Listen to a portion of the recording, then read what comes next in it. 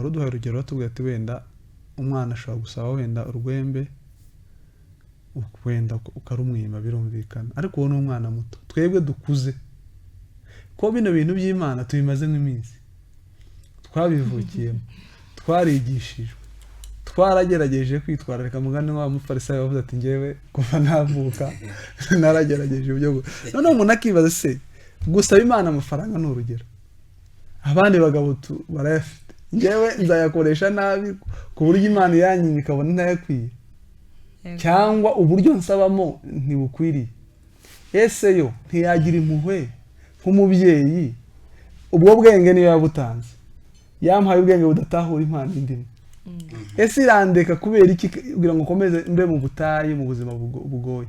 Undi muntu akaza agakubita wenda, nanjye nemera ko ibintu biri mu muntu nibyo bimutunga, ariko hari igihe urindagira imyaka ikagucika ukarindagira nta kintu ugezeho. Ese uko kwizera nuko gusenga, ndetse rimwe na rimwe wenda aribyo nagende ugasanga wa muntu usenga cyane wakobotse amavi niwe wishwe n'ubukene, wa muntu umuriganya wibereye mu buzima buri aho ngaho usenga gahoro niwe wibereyeho neza. Ibyo bintu mu by'ukuri byo ntiba birimo akantu umuntu adasobanukiwe.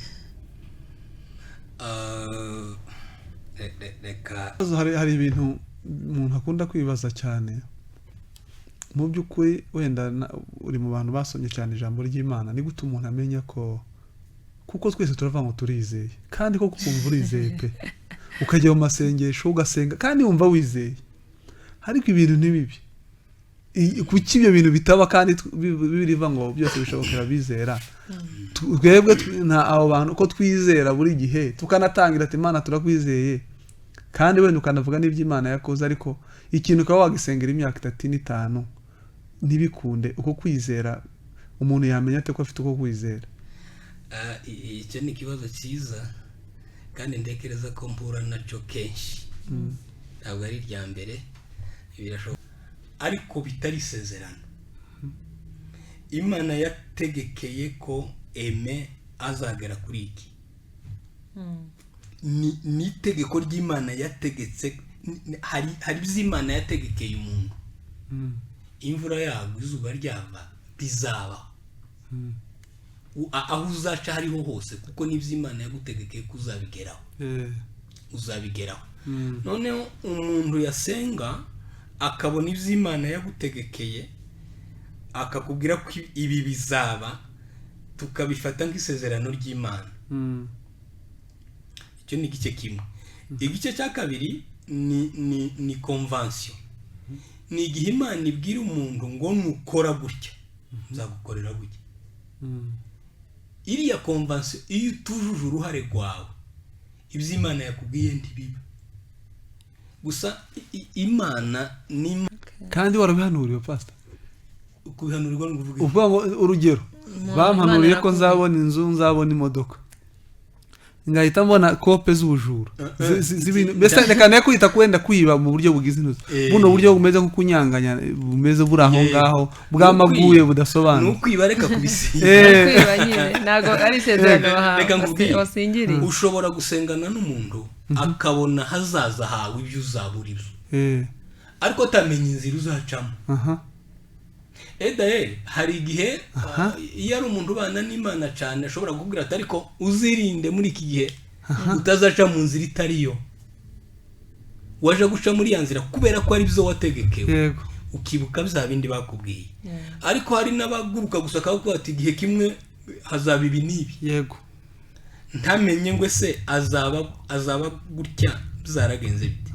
Ndakunda kubyumva, hari abantu bamwe ngo bahanurirwa ngo Imana abimuhaye ako kanya aposto nyine ngo abishira mu mufuka, mukunamuka nyine areba wa mudamu bari kumwe aramubura. Yibaza uwo muntu wari we, asohoka hanze aramushakisha ahantu hose aramubura. Ariko nk'umuntu usenga ahita avuga ati gihe uyu muntu ni marayika wangendereye, nta wundi rwose, ni marayika wangendereye. Turaza kubyinjiramo cyane, ntago turi buvuga ibya aposto kuko ibya aposto yarabivuze, ariko turinjira cyane turebere hamwe kubera icyo abantu batakemera ko imbaraga z'Imana navuga ngo zikora. Wenda sinzigi nawe urakoze cyane Mutoni, kandi utanze intro nziza. Pastor kandi nawe yakoze kuza kuri ni gospel ufite ku buryo usanga tuvuga kuko Imana igakora ibitangaza mu magambo ariko twumva igitangaza abakristo akaba ba mbere bafata iya mbere guhakana wasanga ari imyuka mibi wasanga bari hari ibindi bintu bakore kandi bahagarara mu rusengero bakatubwira ngo Imana yazuye nde yagize te mbese nyine ukumva ibyo bintu nshingiye kuri urwo rugero yaratanze rwa pasiteri wenda hari ibintu bibiri Apostle Paul Gitwaza yavuze kuri hari icyo ngicyo yavuze tuwo muntu ni marayika kubera kuko naramushatse ndamubura kandi yampaye etike injyana mu Rwanda ko nanigiye mu butumwa bw'Imana. Icya kabiri yaravuze ati nigeze mbana n'umwana mu nzu musengera w'idayimoni nkamusengera birenga igihe cy'umwaka musengera yageraga ahantu ahinduka injangwe. Ibyo nabyo abantu babyumva bakavuga ati reka da we urumva wari umuntu muzima ariko nyamara twajya ugasanga abantu turavuga ko Imana ikora ibitangaza. Wenda pastor waza kudufasha kuri icyo kintu kuki abantu bavuga imbaraga z'Imana mu magambo ariko batazemera mu gihe ibitangaza byakoretse. Ibihe byiza ukurikiye ni gospel, twizere kumeze neza, twizere ko Imana ikurinze aho uri hatandukanye. Tuguhaye ikaze nk'ibisanzwe rero ni Aime muri kumwe kuri mic, ndi kumwe n'abantu kuri kamera benshi. So bwa mbere tubakiriye kuri ni gospel, ni inshuro nyinshi tuganira nabo, ni inshuro nyinshi tubakira. Bahaye ikaze wowe wakoze subscribe turagushimiye, nawe utarayikora wayikora kugira ngo ibiganiro byacu uzajye ubibona igihe cyose cyose twa uploadinze. Tuguhaye ikaze, reka mpe kaze abashitsi turi kumwe cyangwa se abatumirwa turi kumwe muri studio za ni gospel, hanyuma dutangire tuganira. Muraho pastor? Muraho neza. Mumeze neza? Yego tumeze neza. Ibihe navuga ngo ni iminsi myinshi, ibihe byari bibaye birebire tutaganira. Ariko ngiraho ntabwo ari birebire cyane. Oya, mu mwaka buriya yabiye abantu binjiye mu mwaka bari igihe kirekire. Yego. Umwaka wagenze neza, nibwo bwa mbere twakubona muri 2025. Umwaka wagenze neza rwose. Ndabona tutangije neza n'amahoro. Amen. Ndi kumwe n'undi muntu utari kugaragara kuri kamera, reka nawe tumuhe kaze. Murakoze cyane Aime. Yego nanjye naje ngo dusangire kuganira na pastor nitwa Guy. Bisanzwe. Yego. Yego. Uyu munsi ntago ndi umunyamakuru njyenyine, abantu benshi basanzwe bazi ko ari ngiye ubabaza, ariko Guy nawe turi buze gufatanya tuganire na pasiteri. Buriya pasiteri baba bafite, baba ari abantu bakomeye kugira ngo wowe wenyine ubwawe umubaze ibibazo na teoloji aba yarize, ntabwo biba byoroshye. Yego, niyo mpamvu rero tugiye gufatanya. Pastor, tuguhaye ikaze wisange. Murakoze cyane kutwakira.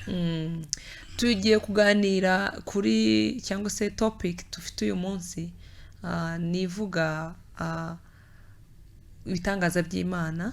Hari ukuntu abantu Imana yakoraga ibitangaza cyangwa se ikintu yakora n'ibitangaza uyu munsi, ariko abantu ntibizere ko ibitangaza by'Imana bihari.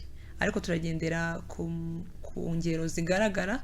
Hari Apostle Dr. Paul Gitwaza, hari ibintu yigeze avuga ukuntu Imana yamugendereye ari muri Kenya, iramuhamagara iramubwira ngo ajye mu Rwanda, ariko imuhamagara nta mafaranga afite, nta tike imuzana mu Rwanda. Atora inzira cyangwa se afata urugendo aza mu Rwanda, agiye kuza mu Rwanda. Hari ahantu tuba turi twese, iyo ugiye nko mu ntara ukatisha imodoka unyura kugira ngo ufate tike, nawe agera aho hantu kubera umurongo wari ahantu yari ashaka kugira ngo akatishe tike kandi nta tike yari afite, akavuga ati akakomeza yegera inyuma abantu bamunyuraho, ariko kwari kugira ngo atekereze ndajya gukatisha n'ubundi nta tike mfite biragenda gute. Ariko muri ako kanya avuga ko hari umuntu damu wigeze amugenderera, aravuga ngo yaje amusanga ku murongo, urumva tike yari 2,000. Aza amusanga ku murongo amuha amafaranga, aramubwira ati ni wowe turaziranye, ndakuzi, uri umuvugabutumwa, urabwiriza, turakuzi. Buriya amavugabutumwa baba bazwi cyane, ndakuzi. Akora mu mufuka muha 2,000 by'amanyakenya. Yego. Yego. Abimuhaye ako kanya Apostle nyine ngo abisha mu mufuka, mukunamuka nyine areba wa mudamu bari kumwe aramubura. Yibaza yibaza uwo muntu uwo ari we, asohoka hanze aramushakisha ahantu hose aramubura. Ariko nk'umuntu usenga ahita avuga ati jye uyu muntu ni marayika wangendereye, nta wundi rwose ni marayika wangendereye. Turaza kubyinjiramo cyane, ntabwo turi buvuge ibya Aposo kuko ibya Aposo yarabivuze, ariko turinjira cyane turebere hamwe kubera icyo abantu batacyemera ko imbaraga z'Imana navuga ngo zikora.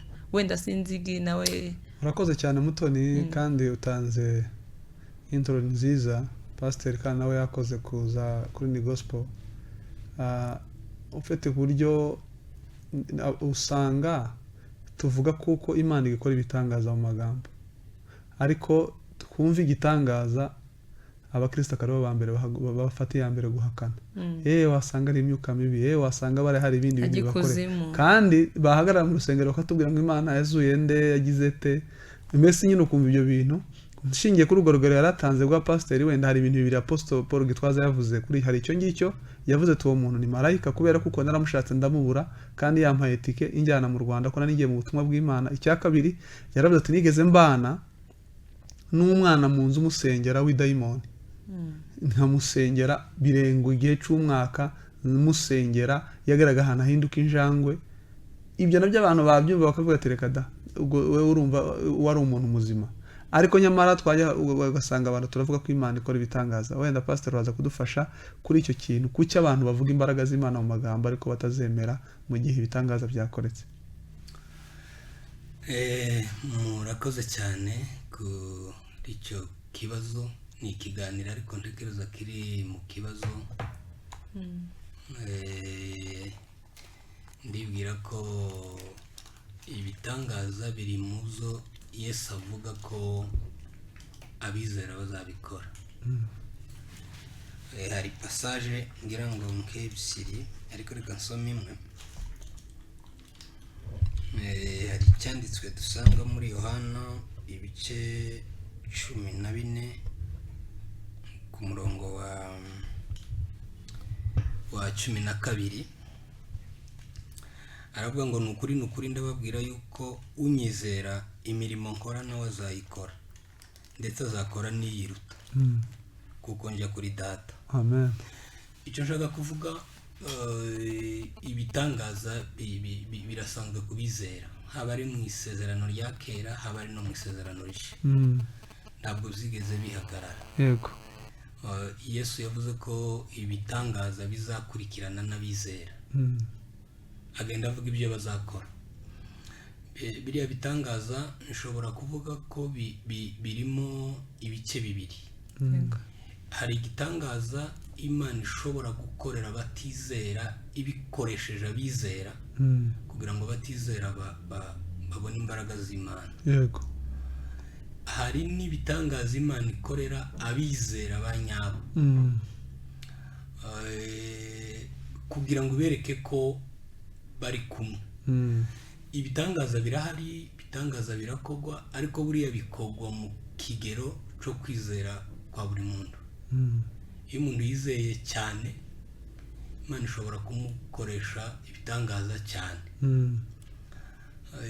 Reka mvuge ko kwizera hariho, sinzi uburyo ndi buvuge mu Kinyarwanda ciza, ariko mu Gifaransa baravuga ngo ni la foi en Dieu et la foi de Dieu. Ni ukuvuga ngo ni ukwizera Imana no kwizera kuva ku Mana. Igihe icyo ari cyo cyose umuntu afite kwizera kuzima guhagaze, kwizera Imana kushobora byose, ishobora kumukorera buri kimwe cyose. Igihe icyo ari cyo cyose abona nta bundi bushobozi buhari, ashobora gusenga Imana igakora cya kindi yizeye. Noneho Imana iragaruka ikamwereka ko uwo yizeye ari uwo kwizera. Kugira rero ngo nze gusubiza ikibazo mwabajije, yewe ndatekereza ko nta mukristo uvuga ko Imana itagikora ibitangaza. Ahubwo wenda sinzi irindi jambo muba mwakoresheje. Oya, turi kuvuga barabivuga, ariko ibitangaza byagaragara bagafata iya mbere mu kutabyemera. Abatabyemera nyine ntibabemera, bakavuga ngo ni imitwe ni iki. Hari igihe umuntu adashobora kwemera ko ibyo umuntu avuze ari byo. Ariko kandi hari n'igihe uba uzi umuntu ukamenya uko abanye n'Imana, ukamenya ko Imana ishobora kumukorera ibitangaza. Hari n'igihe umuntu ashobora kwitwa ko ari umukristo atari we, ashoboka ari umunyedini, ari umuyoboke w'itorero, katumwite gutyo, akaba ari umuyoboke w'itorero atizera neza ko hari ibitangaza bikomeye Imana ishobora gukora, akaba yo bivuga kubera yarabisomye, kandi muri kwa kubisoma kwiwe akabisoma nk'inkuru yumvise gutyo nyine, akaba yobwira n'abandi ariko atabyizeye, atabihagaze. Ariko iyo umuntu ari umukristo neza, yizera ko ijambo ry'Imana ari ukuri kandi biri mu ijambo, ashobora kubihagararaho bigakora. Icyo twashatse kuvuga wenda abantu baze, navuga ngo bazatwumve neza, nicyo giya nawe yavuzeho, hari ukuntu umuntu ahakana ikintu kandi cyabaye. Ariko utaranakomeza Mutoni, kiriya kintu pasiteri wacyemera gute? Kuko apostle yaravuze ngo uriya muntu ngo wamuhaye amafaranga, yari umumama, aramubwira ati mucungaji narakubonye ubwiriza, hanyuma ngo wamushatse aramubura, agenda no kumushaka, nashakiye no muri toilette ahantu hose, kandi yari umumama nabonaga atagombye kuba arenza aho hose mu kunama gusa ngo nshyire amafaranga mu mufuka. Aravuga ati rero nza gutahura ko ni marayika, kandi menya ko marayika azi uko ese abamarayika baba bakiza bagakora pastor cyane. Barabuzwa n'iki se gukora? Kuburyo marayika ni iki? Ijambo izina marayika, angelos mu Kigiriki, ni ukuvuga ngo ni intumwa, ni messager. Niba ni kuko ni umuntu, yego ni umuntu ufite ubutumwa. Imana ishobora kugukoresha ukaba umumessager, ishobora no gukoresha umumessager w'ijuru, ari we ntekereza ko twita marayika. Umuntu uvuye mu ijuru Imana yomukoresha, birashoboka. Hari urugero hano, niba twemera Bibiliya ko ari ijambo ry'Imana, tugomba kwemera n'ibirimo ko ari ukuri. Byakozwe n'intumwa 12. Reka duhere ku murongo wa 5. Yego. Biravuga ngo nuko Petero arindwa mu nzu y'imbohe, ariko abitorero bagira umwete wo kumusabira ku Mana. Herode ari musohore iryo joro, Petero yari asinziriye hagati y'abasirikari 2, aboheshejwe iminyururu 2, abarinzi nabo bari ku rugi barinda inzu y'imbohe. Nuko marayika w'umwami Imana ahagararaho, umuco waka mu nzu. Marayika akoma Petero mu mbavu, aramukangura ati byuka n'ingoga, iminyururu imuva ku maboko iragwa. Marayika aramubwira ati kenyera ukwete inkweto zawe, abigenza atyo. Arongera aramubwira ati wifubike umwitero wawe unkurikire. Arasohoka aramukurikira, ariko ntiyamenya ibyo marayika akoze ko ari iby'ukuri, ahubwo agira ngo abirose mu nzozi. Nushaka turekera ngaho. Iri ni ijambo ry'Imana, kandi aha ni mu isezerano rishya, muri Eglise primitive, uvuga ngo itorero rya mbere ryatangiye, kandi iri sezerano rishya niryo dukoreramo imirimo. Ni ukuvuga ngo uriya mumarayika waje kubohora Petero, kubera ko atozana amafaranga, keretse utizeye gusa, bitegwa n'urugero wizeye mu Imana. Niba wizeye Imana, ukabasha kuja ku murongo w'abagiye gukatisha itike, reka duhere kuri urwo rugero, kandi uzi ko nta mafaranga ufite, ariko ukavuga ati Imana iri bumfashe muri uru rugendo kuko niyo yambwiye. Icyo gihe Imana iragaruka ikakwereka ko uwo wizeye ari uwo kwizerwa. Ishobora gukoresha ibintu byinshi, yokoresha umumarayika uvuye mu ijuru, yokoresha umuntu, nta kindi itakoresha, kuko Imana ibyaremwe byose byaremwe nayo, kandi ifite ububasha bwo kubitegeka no kuzohereza kubishaka kohereza. Pastor, hari ikibazo, hari ibintu umuntu akunda kwibaza cyane. Mu by'ukuri wenda uri mu bantu basomye cyane ijambo ry'Imana, ni gute umuntu amenya ko, kuko twese turavuga ngo turizeye, kandi koko kumva urizeye pe, ukajya mu masengesho ugasenga kandi wumva wizeye, ariko ibintu ntibibi. Kuki ibyo bintu bitaba kandi biriva ngo byose bishobokera bizera? Twebwe abo bantu ko twizera buri gihe tukanatangira ati Imana turakwizeye, kandi wenda ukanavuga n'iby'Imana yakoze, ariko ikintu ukaba wagisengera imyaka 3 n'itanu ntibikunde. Uko kwizera umuntu yamenya ate ko afite uko kwizera? Icyo ni ikibazo cyiza kandi ntekereza ko mpura nacyo kenshi. Ntabwo ari irya mbere, birashoboka wenda ko bishobora kuba ari irya mbere kuri kamera, ariko ni ikibazo abantu benshi bambaza. Icya mbere, Imana ntabwo tuyizerera kubera ko hari ibyo dukorera. Tuyizera nyine kubera ko ari Imana yo kwizera. Hari n'Imana yo kwizerwa. Umuntu akayikunda ko ari Imana, akayizera ko ari Imana. Ushobora kuyisaba ikintu ikakiguha, hari n'igihe uyisaba ntikiguhe. Icyo Imana idushakaho ni uko tuba abana kurusha kuba abamandiya, abantu bayisaba ngo waduhaye. Igishimisha Imana si uko tuyisaba ngo iduhe, ikiyishimisha ni uko twiyumvisa ko turi abana. Umuntu yabwiye umubyeyi, umwana we yabwiye umubyeyi ati papa wampaye iki, ashobora kukimuha cyangwa ndakimuhe. Ntabwo bishobora gukuraho urukundo umubyeyi akunda umwana cyangwa umwana akunda umubyeyi. Rwa rukundo ruzagumaho. Ni ukuvuga ngo iyo umuntu ari umwana ashobora guhembwa yakoze, n'igihe atakoze ashobora guhemba. Hari n'igihe ashobora gukora ntahemba. Icyo nshaka kuvugaho ni iki? Kwizera kwacu ntabwo gushingiye kubera ko Imana twayisabye ikabikora ngo tubone kuyizera, no. Tuyizera ko ari Imana yo kwizera. Hari ibyo dushobora kuyisaba ikabitwima kubera impamvu zayo. Ishobora kubitwima kubera ko iruzi ko bitadukwiriye. Nubona umwana ashobora kubwira umubyeyi ati wambaye urwo rwembe, akaba yoruririra. Ise akavuga atoya ntabwo ngo azi impamvu.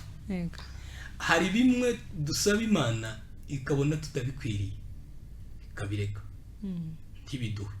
Hari n'ibindi tuyisaba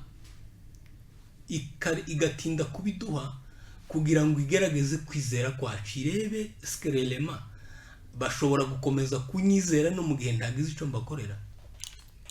Hari n'ibyo tuyisaba ikabikora vuba kugira ngo itwereke ko turi kumwe. Ariko kwizera ntabwo iby'Imana ikora ntabwo ari byo bituma tuyizera, ahubwo tuyizerera ko ari Imana. Sinzi niba mbasha gusubira. Kubera ikibanza kutugerageza kugira ngo irebe ko tuyizera, kandi ari Imana izi mu mitima yacu, izi buri kimwe cyose. Imana izi buri kimwe cyose, ariko impamvu itugaragaza nuko utatwizera twebwe. Kutatwizera ko tudashobora kuyigumaho se. Mu gutegeka kwa 2 igice cya 8 ku murongo wa 2 ngira ngo aravuga ngo icyatumye ngugendesha iriya myaka yose ko ari 40 mu butayu, ngo kwari ukugira ngo nkugerageze ngucishe bugufi, ngo ndebe niba wakomeza kunyizera cyangwa utanyizera. Hari igihe Imana ibireka bikaba kuriye. Hari n'ibindi tuyisaba tutakagombye kuyisaba tubifite. Buriya Imana ntabwo ikora ibindi itateganyije, ibintu byose yarabiteganyije. Ahubwo hari igihe tutamenya ibyo yateganyije ibyo ari byo, bigatuma tuyisaba n'ibyo tutakagombye kuyisaba. Buriya ibizagutunga Imana yabigushizemo. Ushobora wenda gutinda kumenya ibikurimo ngo ubikoreshe byaza umusaruro. Ushobora yewe no kutabimenya bitewe n'uko utabitekereje, cyangwa bitewe n'uko naho wavukiye cyangwa aho wakuriye cyangwa aho utuye hakaba hari ibintu byakagombye kugutunga bikurimo bikagupfiramo. Iyo ni inzira ya mbere Imana yashizeho yo kudutunga. Ibitunga umuntu uwo ari we wese Imana yarabimuremanye. Inzira ya kabiri ni abandi. Iyo ukwitegereje ukabona nta gahunda ufite yo kumenya uwo uri we ngo exploit ibikurimo bigutunge, ikinzira handi undi muntu akaba yo gufata ukuboko akakugeza ku cyo ugomba kugeraho. Iby'iyo zanze Imana kuko ari umubyeyi iradutunga ariko ikadutungira mu butayu, ukarya utazi iyo bivuye, ukambara utazi iyo bivuye, ukabaho nta konte, ukabaho nta mushahara, ariko utungira kaba muri buriya butayu. wenda pasta tukiri aho kugira ngo tugaruke muri topic neza, umenya gute cyangwa se usobanukirwa gute ko hari ibyo Imana yagushizemo kugira ngo ubisohore ubikoreshe? Ibyo Imana yagushizemo daboro ubyiyumvamo. Icyo umuntu ari cyo aracumva, uziyumvamo. Nyuma yo kubyiyumvamo urabikunda. Nyuma yo kubikunda ushobora kubikora utabirambiwe. Yego. Icyo ni kimwe. Icya kabiri, icyo Imana yagushizemo kibera abandi bantu umugisha. Kibera abandi bantu umugisha, barakepresiye bakavuga ati biri ubikora neza, bibikora neza, bibikora gute. Icya gatatu, kigahesha Imana icubahiro. Iyo ukoze ikintu kigakora muri izo nguni ikora eshatu, uba ugeze mu cyo Imana yakuremeye. Buriya impamvu ibintu byinshi tubisaba Imana, wenda byinshi biturimo, ni uguhuzagurika kubera ko tutabasha kumenya ibyo twaremewe n'ibiturimo zo dufasha bikadutunga. Noneho rero twaje gusaba Imana ikavuga ati biriya sabye ntabwo abikwiriye. Yego. Kubera impamvu zayo. Kandi impamvu zayo naje nawe ntiwazimenya. Kubera impamvu zayo runaka ikavuga ati uriya ntabwo muhabiriye. Hanyuma pasta umenya gute ko wagenderewe na marayika? Kuko abantu benshi hari uryama akavuga ngo nijoro naryamye mbona umuntu araje, nijoro narose ibingibi, nijoro cyangwa se nahuye n'umuntu ambwira gutya. Umenya gute ko wagenderewe na marayika cyangwa se ko Imana yagutumyeho? Hari uburyo bwinshi Imana ishobora kuvugana n'abantu, ariko reka nca akarongo ku nzozi. Yego. Buriya ntibizagutangaza urose turi kumwe nijoro kubera ko turatandukanye mu kanya. Ngo no kubwira ibivuye mu ijuru, ugomba gushyiraho point d'interrogation. Kubera ko buriya kenshi umuntu arota ibyo yiriwemo cyangwa ibyo avuyemo ako kanya yinjira mu bitotsi. Yego. Ikindi, Imana ishobora gusubiza umuntu biciye mu nzozi, ukaba wosenga usaba Imana ikintu runaka, Imana ikaza kuguha igisubizo bivuye mu nzozi. Wenda ukaba wabona umuntu akaza akakubwira ati ibi n'ibi bizagenda bike. Muri izo nzozi Imana ishobora gusubizamo umuntu. Hari ikindi gihe Imana ishobora gutuma umumarayika akaza yahindutse umuntu, ukaba hari ibyo yo kubwira cyangwa hari ibyo yo gufasha. Yego. N'ikindi gishobora gukoresha n'umuntu. Gusa umuntu iyo abanye n'Imana neza, nihamenya ko hari ibyo Imana yakoze. Yego. Kandi kuba wagenderewe na marayika si cyo kigaragaza gusa ko ari Imana yakugendereye. Ishobora kukugendera ikoresheje njyewe cyangwa mugenzi wawe. Ariko ikikwereka ko ari marayika wakugendereye ni uburyo ubanyemo n'Imana yawe. Umuntu musanzwe muganira muziranye, nubwo yo kwandikira message ngufi, ntiwayoberwa ko ari iyi. Iyo umuntu abanye n'Imana neza, contexte zayo arazizi. Mvugo z'Imana arazimenya, n'inzozi zivuye ku Mana arazimenya. N'ubutumwa buvuye ku Mana arabumenya. Kumenya ibivuye ku Mana byorohera umuntu usanzwe aziranye n'Imana. Mbese ubusabane ufitanye n'Imana nibwo bukumenyesha uwakugendereye uwo ari we. Yego. Ubwiwe ndasinzi. Urakoze cyane. Pastor, hari ibintu bimwe wenda hari kubera ko Imana rimwe na rimwe itagaragara, hari igihe tubivuga ibyayo umuntu akumva bibaye nka teori, especially cyane ku kintu kijyanye n'icyo kintu twari tuvuze cyo kwizera no kumenya nyine uburyo bwo gukorana n'Imana. Wari uduhaye urugero watubwiye ati wenda umwana ashobora gusaba wenda urwembe, wenda ukarumwima, birumvikana, ariko uwo ni umwana muto. Twebwe dukuze ko bino bintu by'Imana tubimaze nk'iminsi, twabivukiyemo, twarigishijwe, twaragerageje kwitwara. Reka mugane wa mufarisayo wavuze ati njyewe kuva navuka naragerageje ibyo. None umuntu akibaza se gusaba imana amafaranga ni urugero, abandi bagabo barayafite, njyewe nzayakoresha nabi ku buryo imana yanyima ikabona ntayakwiye, cyangwa uburyo nsabamo ntibukwiriye. ese yo ntiyagira impuhwe nk'umubyeyi, ubwo bwenge niyo yabutanze, yampaye ubwenge budatahura impano indimo, ese irandeka kubera iki kugira ngo ukomeze mbe mu butayu mu buzima bugoye? Undi muntu akaza agakubita wenda, nanjye nemera ko ibintu biri mu muntu nibyo bimutunga, ariko hari igihe urindagira imyaka ikagucika ukarindagira nta kintu ugezeho. ese uko kwizera nuko gusenga, ndetse rimwe na rimwe wenda ari byo nagendeye ugasanga wa muntu usenga cyane wakobotse amavi niwe wishwe n'ubukene, wa muntu umuriganya wibereye mu buzima buri aho ngaho usenga gahoro niwe wibereyeho neza. ibyo bintu mu by'ukuri byo ntibiba birimo akantu umuntu adasobanukiwe. reka nifashishe bibiliya. abanyamakuru babiri ni ukwifashisha bibiliya nanjye ikamfasha. kadusome Yakobo ibice 4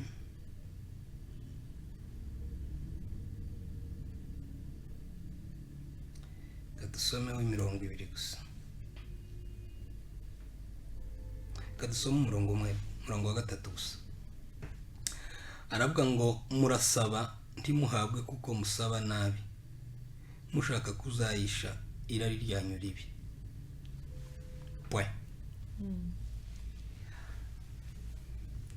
ndasubira kuri bya bindi nari navuze, ntabwo ndi buje kure.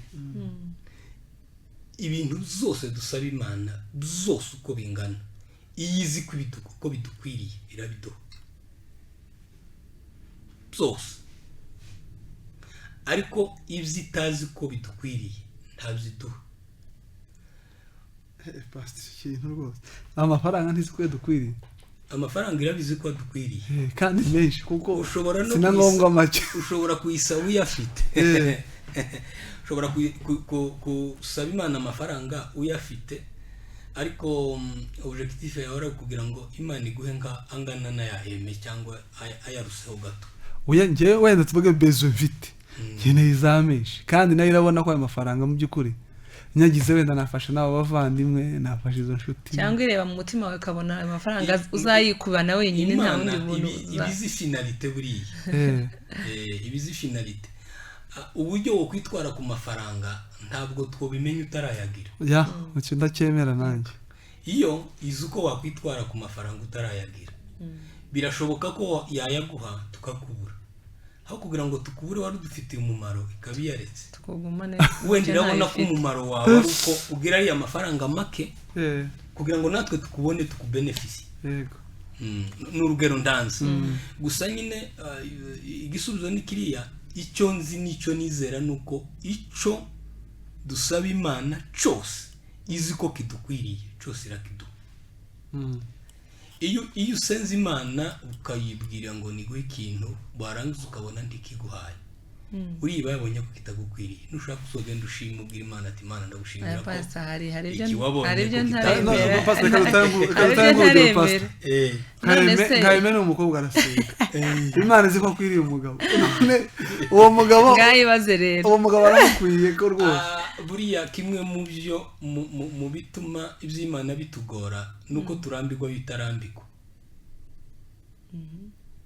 imana ntizirambirwa.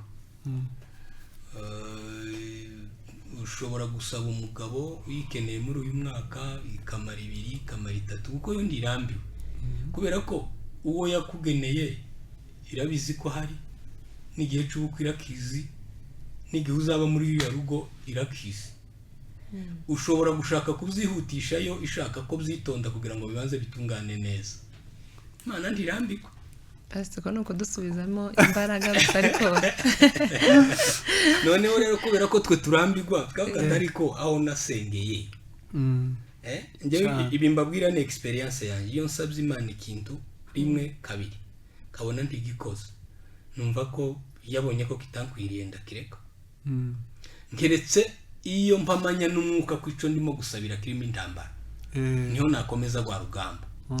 icyo kirashoboka. namenye ko ikindimo gusabira gifite intambara runaka nakomeza iriya ntambara kugeza n'itsinzi. Yeah. Ariko iyo nsenze umutima wanjye ukampamanya neza ko nta ntambara icyo ndimo gusengera gifite, menya ko Imana yashatse yabonye ko kitankwiriye. Ariko pastor hari ikindi kintu nibaza wenda ngira ngo dufasheho. Abantu benshi bagiye Imana ibaha amasezerano, twenda uzagera kuri iki uzagera kuri iki, hakaba ubwo umuntu akigeraho yariganyije, ariko akigeraho kandi akaza gushima mu rusengero bitabonetse mu nzira yo gukiranuka. Bya bintu byo Imana iba ibishize mu kuboko. Hari ibyo twita amasezerano bitariyo. Isezerano ni iki? Reka wenda mbivuge mu ndimi z'amahanga. Mu Gifaransa biri detail. Hariho promesse, hakabaho na convention, hakabaho na alliance.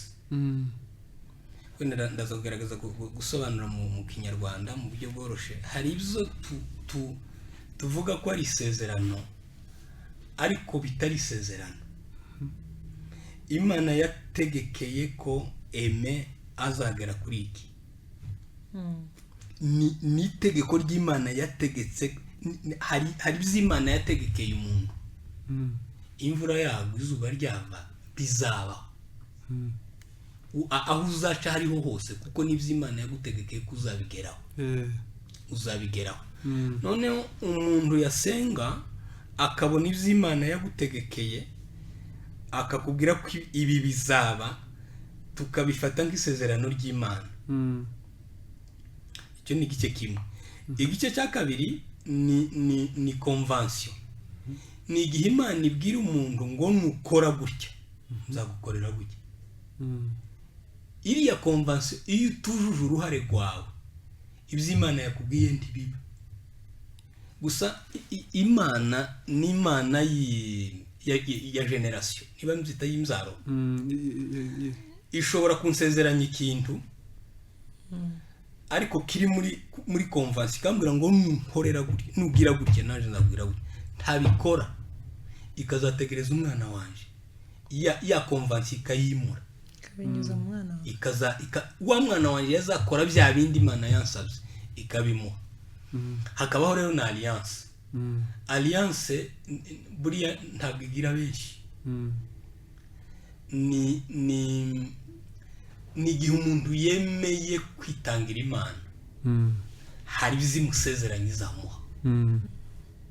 Noneho rero ibyo byose twebwe tukabyita isezerano. Reka ngaruke kuri kiriya wari wavuze. Nta kindi Imana iyo kugenera mu bicishe mu cyaha n'ibyaho uba wigeneye. Kandi warabihanuriwe pastor.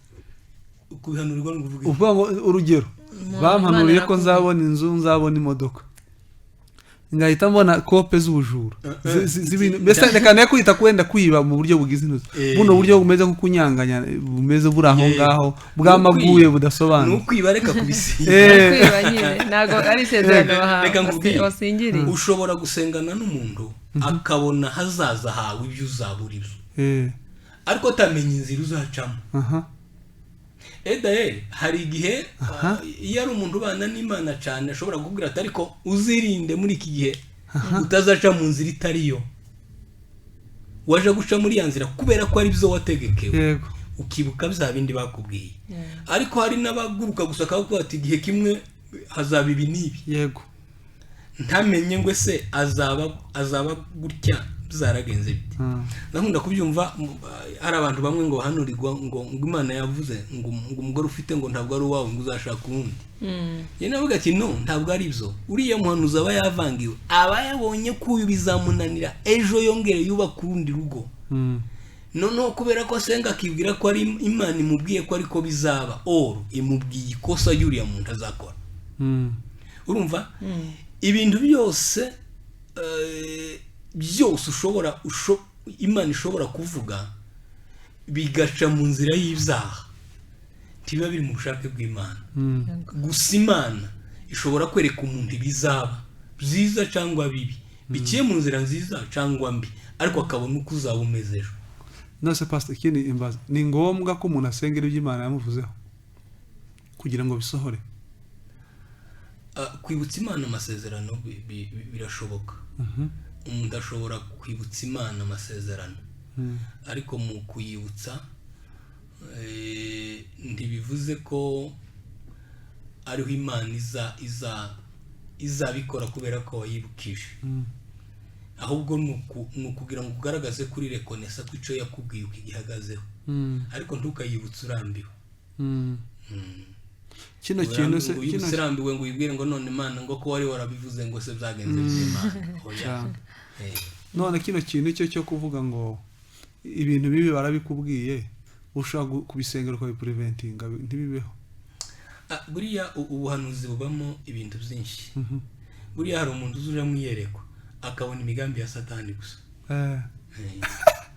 akabona imigambi ya Satani ku buzima bwawe, umuhanuzi bibi gusa, ngiyi impanukiraje, ngibi bikibiraje, ngibi ikintu cyose cy'imigambi ya Satani cyose. Yego, iyo umuntu akimenya akagisengera kirapfa. Ngira ngo nibyo warubaje. Yego, nicyo ngicyo.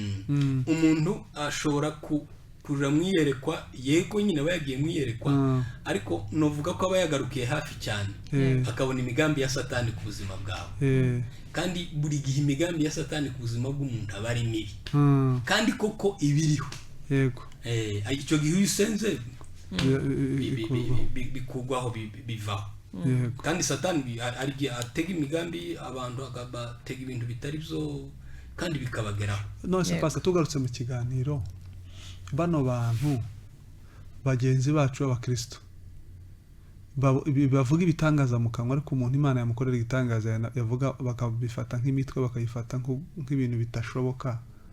Ni nk'ubuhe butumwa babagenera? Urugero, tunagana ku musozo. Yego, umuntu hasigaye hagarara wavuga ko Imana yakoreye ibintu bitumvikana, k'ibyo twari tuvuze bya Apostle Gitwaza byo kuvuga ngo narebananye n'umwana w'idayimoni musengera agahinduka injangwe. Abantu bakafata ibyo bintu birashoboka, uriya mugabo karateka imitwe. Aba bantu baba bavuga kuki wabagendera nk'ubuhe butumwa cyangwa wababwira iki? Ndabwo nshaka gutanga message nkoresheje Bibiliya, uzaba ari nko kubaserereza, birashobora ko kubasesereza, ashobora kuba ariho abizera bakiri bato, dutekereza ko bashobora kuzizera bakagera ku rugero rwiza rukwiriye, ariko njyewe nababwira ko nibemere ko Yesu ashobora byose. Nibamwakire neza, bamwizere neza. Niho hari ikibazo. Ikibazo ntikiri mu bitangaza cyangwa ababikora, ikibazo kiri mu kwizera Yesu. Kuko iyo umuntu yizeye Yesu amenya ko ashobora byose, ntashobora gupinga ibyo yakoze kubera uko aba amwizeye. Ariko iyo umuntu amwizeye gahoro, biroroshe kutemera ibyakozwe nawe ko ari byo, kubera ko ibintu byo kwizera ntabwo bica mu masanse, ntibigaragara n'amaso y'umubiri, ntibica mu masanse, ni biri hejuru y'ubwenge bwacu. Kandi umuntu utizera avuze ngo biriya njye ntabwo nzumva, ni uburenganzira bwe kubivuga, kuko nyine nta kwizera afite. Ako paza utarareka kunyura muri iryo vuze ubutukiya uvuga kino kintu wawe wita kwizera, njyewe kizarigera rimwe na rimwe kijya gishaka nko kungora. Uti gute? Nkuru ese kurakura cyangwa hari ukwizera ko impano y'Imana no kwizera kuva mu byo umuntu agenda yiga n'ibyo agenda amenya? Kwizera gufite faze nyinshi. Hari ukwizera bita ngo ni ukwizera gupfuye. Bibiliya iravuga ngo n'abadayimoni barakubwira. Yesu yabageragaho bakavuga ati Yesu umwana w'Imana duhuriye he nawe? Hari abantu bazi ko Imana ibaho, yego, bazi ko Yesu yapfuye akazuka, ariko ntaco bibamariye. Ntibibabuza gukora ibyaha, ntibizaba ari buza kurimbuka. Barabizi, ariko ni ukwizera gupfuye. Kwizera kwa kabiri ni ukwizera guhesha ubugingo. Kwizera ko Yesu ari umwana w'Imana, ko yagupfiriye akanakuzukira, bikagira icyo bikubuza, bigatuma ugira aho uva, bigatuma ufata ikindi cyerekezo. Yego, ko niko kwizera kw'abakristo. Hakabaho noneho kwizera kw'impano, kwizera gukora ibitangaza. Imana iha abizera mu itorero kugira ngo habeho ibitangaza. hakabaho no kwizera kuva ku mana kwa kundi navuze mbere. Iyo umuntu yizeye imana akamaramaza mu mutima we ko yizeye imana, noneho iragaruka ikamwereka ko uwo yizeye ari uwo kwizera. Ubwo rero umuntu ahubwo twakwibaza ngo ese muri aba bizera baba bafite ukuye kwizera. Sinzi nabyumvise. Yego. Ashobora kuba nyine ari umuyoboke w'itorero runaka afite kwizera gupfuye, kutamubuza gukora ibyaha, kutamwemerera ko biriya byakozwe n'Imana, byakozwe na Yesu. Kuriya kwizera kwe kurapfuye. Reka dusoreza. Twaganiriye byinshi bitandukanye, ariko ibyo byose biba bikenewe kugira ngo hari ijambo ukoresheje ngo nturi bukoreshe Bible kugira ngo abagifite navuga ngo kwizera kuri hasi cyangwa se abizera bakiri bato bataza gukomereka. Nabyo tuzabigarukaho. Pastor, reka tugushimire. Murakoze cyane. Sinzi niba hari ubundi butumwa wenda wagenera abantu cyangwa niba nta buhari dusoze. Ubutumwa ni bugufi, ni bizera umwami Yesu. Yesu ashobora byose biri munsi y'ubushobozi bwe. Ntacu umuntu ashobora kumuburana. Bibiliya iravuga ngo ukiranuka azabeshwaho no kwizera. Twizere Kristo tumukiranukire, ibindi byose arabishoboye. Hagati y'ibyo nanone ni byiza ko umuntu atekereza ni iki kikurimo, n'iki ushobora gukora kikagutunga, kugira ngo wenda ejo utazasaba Imana icyo yaguhaye ukananirwa kuyikoresha. Murakoze, Imana ibahe umugisha. Murakoze cyane.